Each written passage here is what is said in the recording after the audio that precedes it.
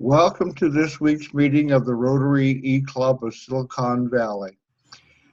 We use technology to further the aims of our club, which are in innovation, entrepreneurship, and education.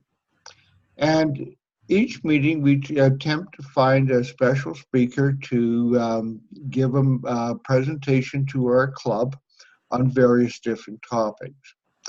Today's special speaker is Charmaine Hammond, who has spoken to about 50 Rotary clubs previously.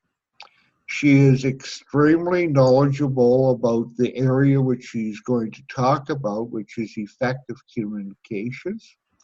She has a long list of credentials, including having written about 5 different books on the subject. And at this time, I would like to turn the meeting over to Charmaine for her presentation. Go ahead, Charmaine. Thank you very much. Well, I'm going to use a couple of slides. That way I stay super focused and in my time, limit. So let me just share the screen and let me see if it's going to let me share. There we go. All right. So let me just put this slideshow up for you. We're going to talk about, oops, sorry about that. I don't know what happened there.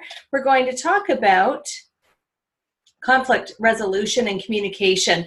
And the reason I'm so passionate about this topic is my background actually, it was reliant on communication to be safe in the workspace. And what I did many, many years ago was I was a correctional officer. So you can imagine a big part of my world and staying safe at work relied on effective communication and effective conflict resolution. And when I left working in the correctional system, I then became a corporate mediator and a family mediator and facilitated communication processes within workplaces, within communities, and within family situations. And I learned that there's a few things that can really help us in communication because we're communicating all day long, whether it's verbally, thinking through processes in our minds, or communicating non-verbally. One of the elements that I learned about communication early on in my career, and now I speak and train on this topic, is that we can never resolve the issues that we have using the same mindset that actually created the problem. And that's a great quote by Einstein, but it's so true. Often we have communication challenges that we seem to circle around or get stuck on. And the reason we sometimes get stuck is because we're trying to actually fix the scenario or resolve that conflict using the very same thought process or mindsets that created the conflict or challenge or communication breakdown in the first place. Now, here's something you've probably seen before, and this is not news, but it's an important piece of the conversation today, is that most of the conflicts, and in fact, the research is showing us that only about 10% of conflicts are about a difference of opinion, different viewpoints, different needs. It's the other 90% of what's happening in a conversation that impacts the results and impacts the effectiveness of the dialogue, and also, if it's a conflict, the effectiveness of the resolution. And that 90% consists of nonverbal communication, the assumptions we have in our mind before we go into the dialogue, the tone of voice we use, the speed of voice we use, the surroundings that we have these conversations in, the miscommunications that never got clarified. These are all the things that impact conversations going from a healthy, respectful dialogue to a confrontative type situation. So as you know, there are so many challenges in the communication process. And as a mediator and now as a speaker and trainer, I see that all the time, that when we're in communication, we're managing distractions, we're managing assumptions, people's perspectives of us. We're managing history. We're managing the relationship we have with the person that we're talking to. We're managing how to keep people engaged through technology. So if we're communicating through text or through non-video platforms. So there's a lot going on, including emotions, our belief system, and our values. And these are things that can help the process, but they're also some of the challenges that get in the way. And each of us has what we would define the difficult conversation to be. I'm using air quotes there, because what is a difficult conversation for one person is not necessarily a tough conversation for the next person. Let me give you a few examples. In the work that I do with corporations, many of the employees will say a tough conversation, a difficult conversation for me is providing my supervisor or leader with feedback. Others will say a tough conversation for me is asking for something I need, like a raise or time off or an adjustment in my schedule or a change in my workload. Other employees might say a difficult conversation for me is when I'm struggling with somebody in the workplace, like a colleague, and I can't fix the situation. So everyone has their own threshold of what is a difficult conversation. And often when we experience difficult conversations in our life, whether they're at home or at work, the tendency is to either avoid them, try and solve them too quickly without really expanding on the dialogue, or to become confrontative, or to simply sort of agree to disagree, which in my opinion, after mediating thousands of people through hundreds of dispute resolution processes, sort of that let's agree to disagree generally doesn't work. So there needs to be some kind of more solid outcome. So let's talk over the next few minutes about what helps people communicate for success and what takes a difficult conversation or a confrontation into a more collaborative, respectful dialogue. And there's many things that probably all of you already are doing that you may not even be aware of how powerful and supportive those skills are in communication. You're probably using them all day long and not recognizing just how valuable they are. So one of the things I love to say is don't wait, communicate. And I've actually recently seen that quote on a TV channel that I was watching recently. They're really promoting the element of communicating.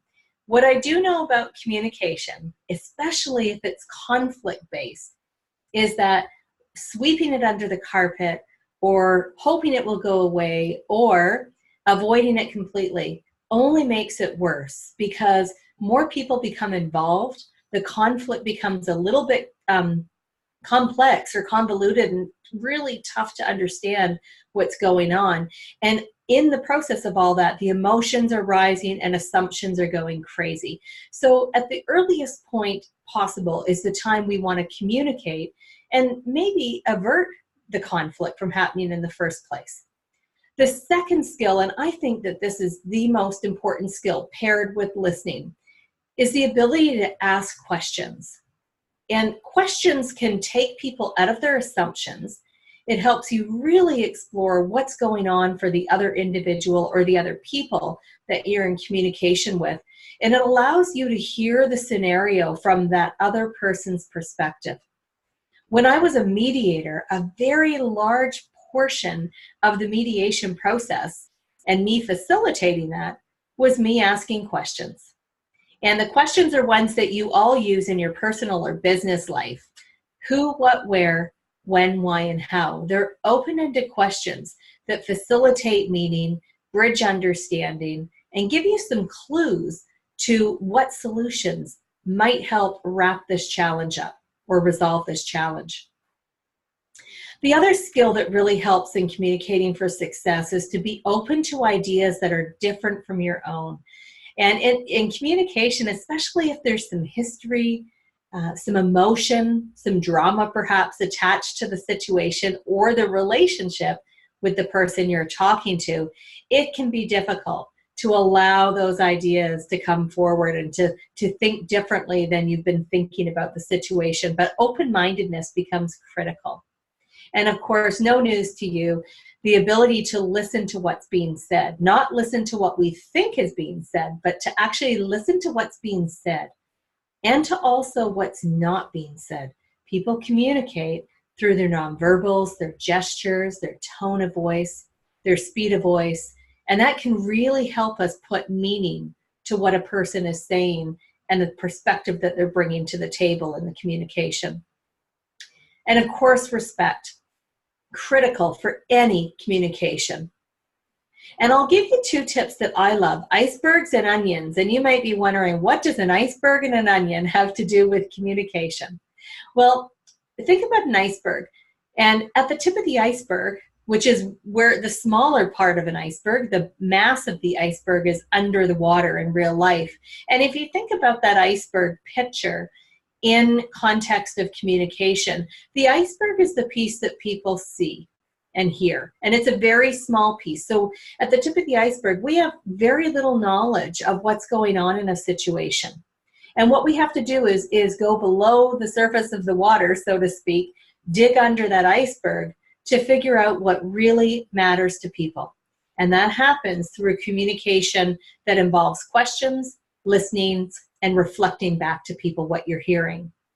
So think of icebergs as what you hear and see, or what you hear and is presented to you by the other individual may not be all that's going on.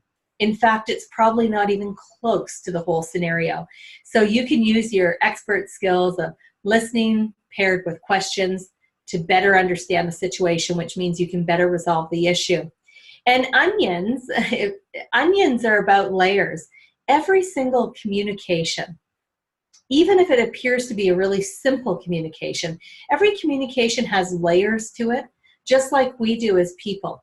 And part of the process of effective dialogue and communicating for success is around peeling those layers of onions to really get to what is important to people. What are their underlying interests, their underlying hopes, concerns, fears, values, needs, priorities, and preferences. And when we have a conversation with people, it can be so valuable to do your own review and learn process. I use this all the time when I'm facilitating. I use this for project management, and I use it for communication and conflict resolution.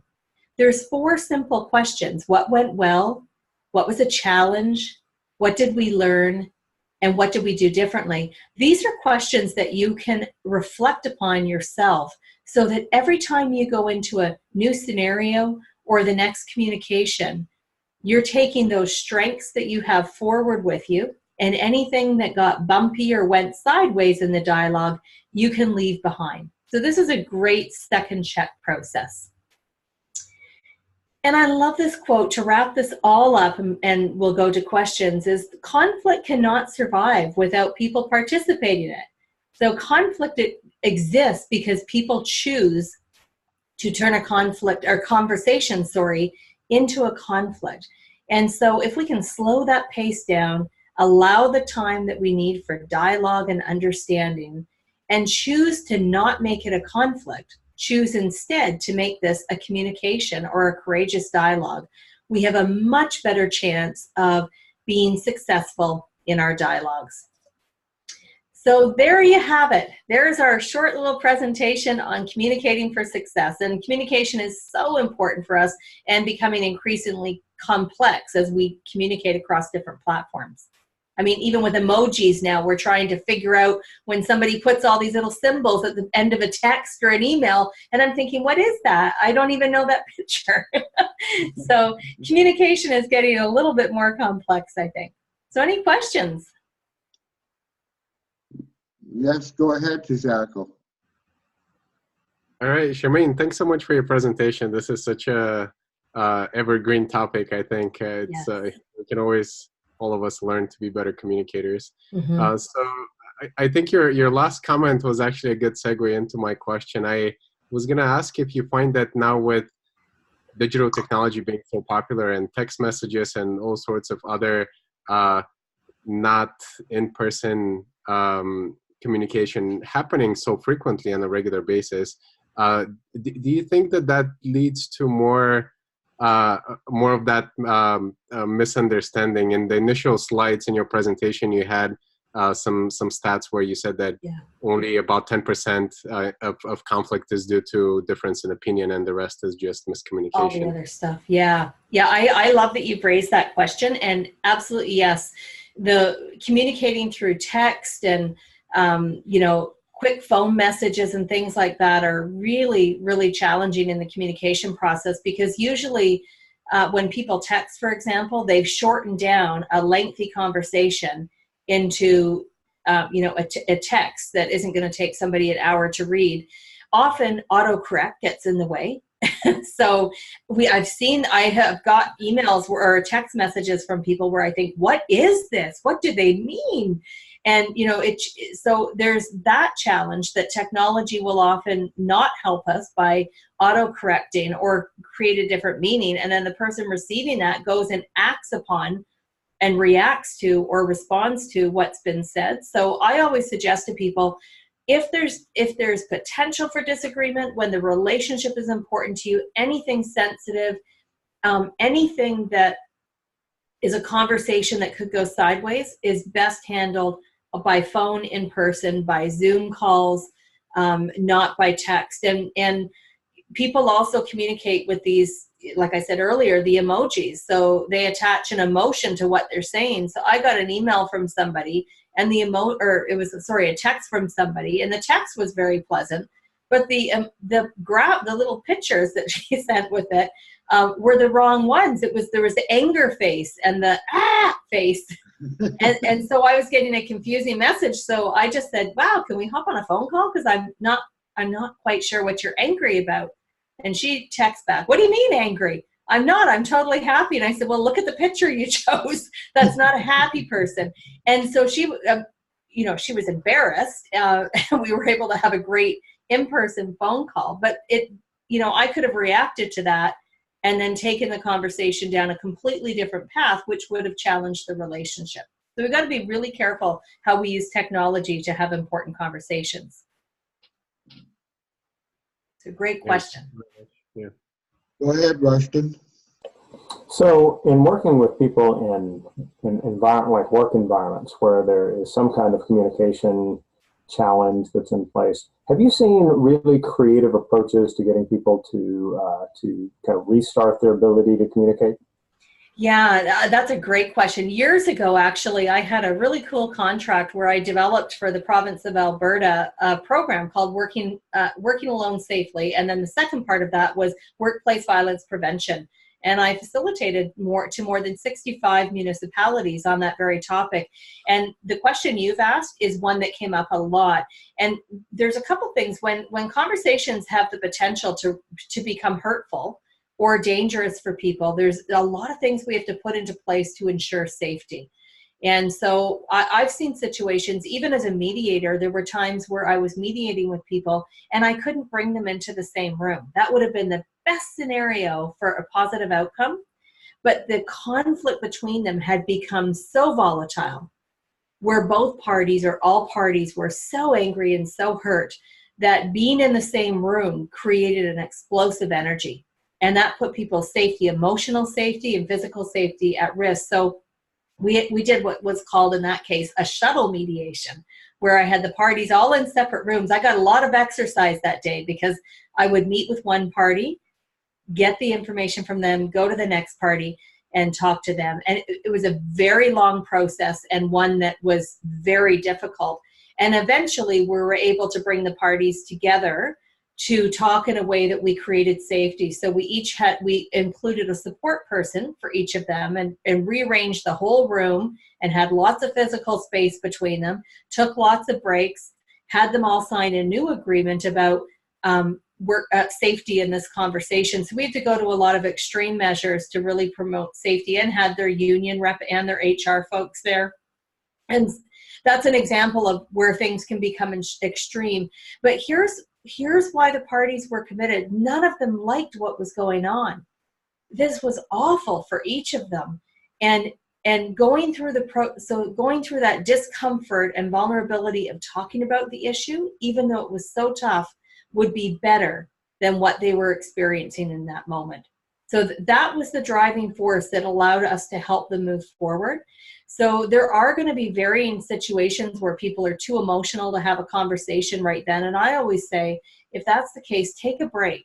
When things get emotional, when things get heated and the communication pattern changes, that's a great opportunity to take a time out and come back to it in half an hour or an hour, because then you have a better chance of preserving the relationship. there's a tendency for us to just want to get out of the conversation. And so we push forward, even though part of our head is screaming, just have a timeout, just have a timeout. But we push forward on this pursuit to resolve it, and we actually create a bigger mess and potentially destroy the trust in relationship. So I'm all about pacing these conversations and making sure people are ready for them, creating a safe environment, talking at a time that works for people. And if there's any risk involved, we've got to look at what to do to create safety, physical safety and emotional safety for people involved. Does that help, Rushton?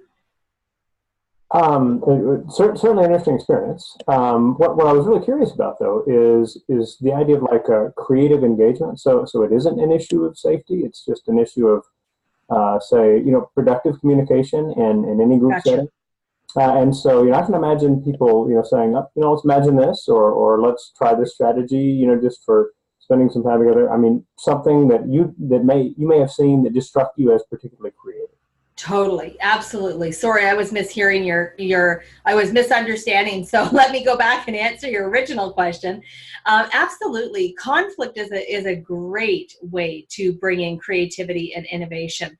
And I use actually a 5-step model that's based on what we call an interest-based approach to conflict resolution. And it brings in that element of creativity, innovation, the springboarding of new ideas and concepts that may not have been talked about. So the first thing we want to do is set up that stage for a respectful conversation. So that's where we're considering who needs to be there, what do people need to bring to the meeting. The second piece is creating that agenda so everyone has clarity around what it is we're talking about and how we can bring in that engagement and creativity. The third part is talking about it. The next step is brainstorming. And this is, Rushton, where I love the process of engaged communication, is because everybody is having the opportunity to share their perspective. And in a room that's safely created, you've got some courtesies, or you've discussed how you're going to hold the space for this group to be creative and to be vulnerable. Some amazing ideas come forward because you've established that foundation of trust for people to be creative. And there's many different ways that you can foster creativity. So I've done different exercises in conversations where I've facilitated groups or teams on communication processes. There's actually different exercises that you can do that really pull out the creativity of the people in the room. And that's when you often get to the best solution to the problems that drive people nuts every day. And it's because you've done something that creates engagement. And I think of an example. Here's my favorite example, years and years ago, but it was my favorite example. I had a group of first responders, actually, police and fire, and they all came to the table. It was a very big group, about 45, and they all came to the table with differing needs, differing expectations, differing challenges, things that were really bothering them. And through the process of conversation and some different exercises, this group was able to put together the most innovative, creative solutions to their problems about how to deal with conflict, how to deal with communicating effectively during emergency situations, and how to maintain their cross-stakeholder relations. So how do RCMP and police and city police and first responders and emergency departments all work together for the betterment of the people that they all serve? And it was a fantastic process, but it was all rooted in collaboration and the desire to resolve this together. Shags, go right ahead, please. Hi, Charmaine. Hi. I work as a money coach, certified money coach. And Gotcha. I used to be in financial services, but now I'm in people's heads. I do training with the Money Coaching Institute, and part of our training involves helping our coaches to focus on the 3 levels of listening. And this is from the book Coactive Coaching. I don't know if you're familiar with that. The coactive coaching. What that I've is. heard of it, yeah. And level 1 is listening. That's internal. We hear the words of the other person, but to focus on what does it mean to us. Yeah. Level 2 is focused listening. That's where the attention is laser focused over there on the other person. And just as you said earlier, level 3 is a global range of listening. It's hearing as well as observation that picks up emotion, body language, and the environment itself. And there are so many times when we ourselves feel like we're trapped in our own heads and we're not listening very closely to the people we're talking with. And so we encourage the coaches in training to practice listening at level 3 and bring into conversation the information that you pick up from the emotion, the body language, and the environment. Excuse me. And one other thing I'd like to share, and this is what Deborah Price, the founder of the Institute, teaches in our couples class, is how to get couples talking about money with a healthy communication framework. That's 4 steps. First is clearly state your experience or observation about whatever it is without judgment or blame, such as, I've become aware that we're spending beyond our means lately. Step 2 is to clearly express your feelings about the situation. And not what the other person's doing, but what you feel. For example, I feel concerned, and I feel that we're spiraling out of control around money, and it scares me. Because people cannot deny your feelings. Yeah. They can deny those their iMessages are so powerful. You're right. They can deny the intention, but not the feelings. Yeah. Third is to clearly state your needs. What is it you'd like to happen? For example, I need for us to sit down and make a plan and stick to it so that we don't end up with more debt than we can manage. And the last one is to complete the communication by making a request. My request is that we meet sometime this week to work on it. You set aside the time, please. And this framework is tremendous for just about any conversation, whether it's around money or something else. It's observation, feelings, needs, and request. Yeah, I love how you frame that. And you're so right. In the I messages, typically in communication in society, we revert to those you messages. You never, you always, you did, you didn't, you should have. And immediately people's defenses are up. Absolutely. And so what you've talked about is really creating that respectful, safe place for communication, but coming at the conversation from the feedback of here's what I'm seeing, here's what I'm hearing, here's what I'm feeling. And you're right, it's really hard to dispute that or push back. And effective communication is a level of intimacy. And I heard that word broken down in therapy as into me. See. Cool. I like that. I haven't heard that before. That's cool. Good. Something new. Thanks for sharing. Thank you. You're welcome. I have one question, Charmaine. Certainly. And this is about strategies. Many times I've been in situations where it has become obvious that the people are starting to get into themselves and starting to get gripped with their positions. Yes. Now, what are your strategies at that point when you start to become aware of that, to be able to divert that so that you can get back to effective communication without having to separate the people and letting it get to that stage? Yes. And that happens. It happens in families. It happens with our in-laws, in workplaces, on boards that we sit on, community groups.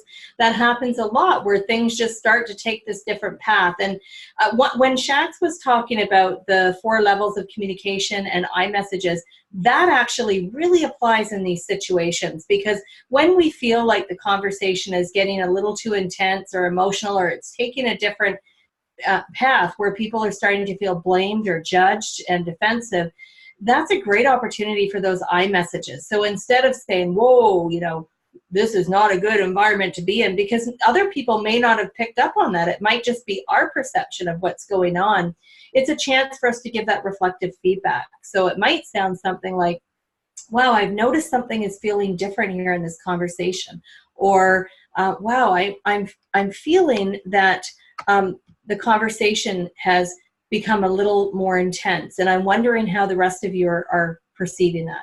What's going on for you right now? And asking the questions, because sometimes it may just be my own comfort with conflict. So some people have a very low threshold. As soon as somebody raises their voice or does a very nonverbal, sort of action, they immediately feel intense fear.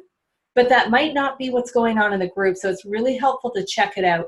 And if other people are saying, yeah, I'm feeling this is not helpful either, then that's a great opportunity for what Rushton kind of talked about earlier about engagement.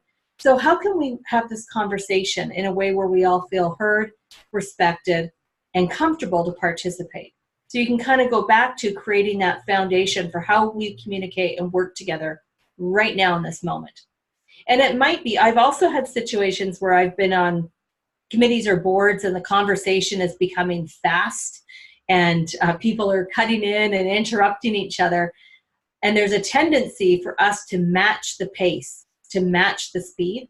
And I have found that if I can just slow myself down and breathe, the room follows. It's so interesting to see the influence that we have in our conversations and how we can actually change the dynamics in a room by being fully aware of how we're being impacted and then changing. So if we manage what's happening to us in the moment, our emotions, the speed of our communication, pausing, taking time, looking at everybody involved, that can create a different energy, if you want to call it an energy or a dynamic in the room, just by how we show up in that moment. Does that help? Yes, it does. Thank you. You're welcome. Great questions. I would hope that everyone in that's listening to this recording will, at the end of the meeting, fill out the comment section so that we can have some feedback from all of the people who view the video. In addition, if you are a visitor or you are a member, please do not forget to fill out the attendance section. And as a guest, if you provide your correct email address, then we will send to you a receipt for attending this meeting, of which you can give to your club secretary. Now I'm going to turn the meeting back to Charmaine in order to close out the meeting and to give to us her last words of wisdom. Wow. Thank you. Here's my last words of wisdom. As somebody, so I as a child, I was very shy and very conflict avoidance, like very conflict avoidance. And it took me years to be comfortable in conflict, not necessarily my own, but other people's, but to become more confident and comfortable dealing with situations that are difficult. And one of the things that I've learned through communication, and it's something I remind myself of all the time, is that if things go sideways, if things are going down a path that you need to kind of pull it back in, that's a great opportunity to do what I call the mulligan. So I'm using a sports analogy here, a golfing analogy, the do-over. And so if in communication we say or show up in a way that doesn't land well on other people, and it happens, I make these mistakes, and I teach this stuff, and I need to go back and correct myself. That's an opportunity for the mulligan, which is a right there in the moment do-over. And you can say to people something like, oh, that did not land the way that I hoped it would. Can I try that again? I've never had anyone say, no, you cannot try that again. People are grateful that you want to fix what's happened in the conversation, and it restores the trust and relationship. So my closing comments would be, if things go sideways, if what you said didn't land the way you attempted to have it land, then simply ask for either forgiveness, the opportunity to try it again, or do the mulligan and the do-over. It'll really help you preserve trust, respect, and relationships. Thank you.